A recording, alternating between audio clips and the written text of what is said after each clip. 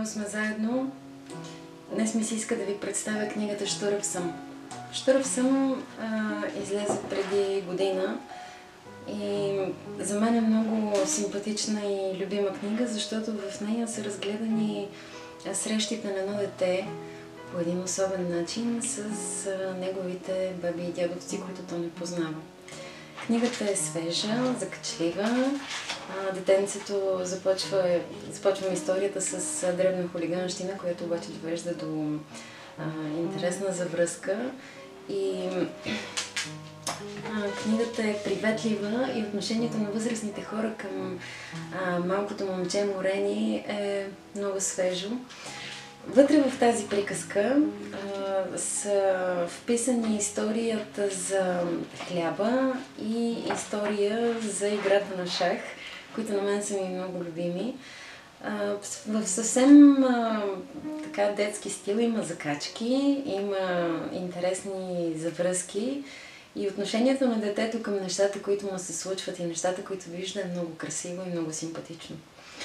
Тези книги, които са в колекцията с детски приказки, не просто започнаха да се натрупват в една приятна поредица от сюжети, от една страна различни сюжети, от друга страна по един и същ начин разработени от гледна точка на структурата, и това ги прави част от едно по-голямо произведение, защото със всяка следваща книга на практика това е едно по-голямо произведение, става все по-пишно и все по-пълноценно според мен. Книгата ни показва толкова сладурски истории. В картинките има на някои места особено чувство за хумор, което много ми харесва. Харесва ми начина, по който са представени двама възрастни, изпратени да заведат децата на парзалката, снежната парзалка, които така се заиграват, че забравят и за деца, и за поставената задача и изпадат в нелепи ситуации. Такива закачки и такива малки отклонения, обикновено, които са от основния сюжет, правят тези книги свежи, разнообразни и според мен приятни за четене. Аз като автор, когато коментирам тези книги, разбира се, че коментирам нещата, които на мене ми харесват повече.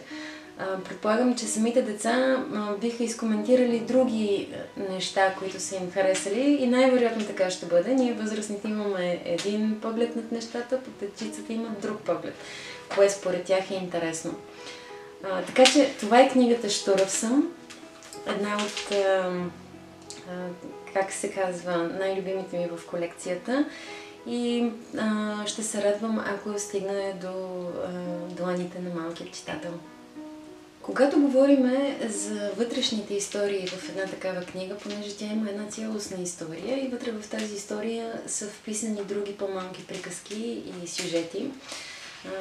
В тази книга е вписана приказката за хляба, аз я споменах. Какво прави хляба наистина хубав, пухкав, вкусен, ароматен? Коя е тайната на хляба? Какво означава да направиш хубав хляб? И в тази приказка, тя е малко по-дългичка, не е в 2-3 странички, в 5-6-10 странички, се разказва за една жена, която прави изумителен хляб. И когато е извикана да покаже на други жени как да направят хляба, да си хубав като нейния, в крайна сметка тя не успява да ги научи, защото тайната на хубавия хляб накрая на приказката е изведено посланието, е в отношението към хляба и в отношението към хората, за които правим този хляб. Тоест, тези приказки много нежно и много внимателно показват отношение към света, което е положително и изтъква положителното отношение към нещата, които правим. Тоест, не е достатъчно да знаеш точната рецепта, да сложиш точните продукти, да удариш хляба 100 пъти в масата, задължително да го завиеш с покривка и така нататък, когато го изпечеш с покривало. Необходимо е да обичаш хората, за които правиш този хляб, и да имаш положително отношение към хляба. По този начин са изградени посланията в тези книги и аз мисля, че това е ценно за децата. през историята, през сюжетността, някакъв проблем, който възниква.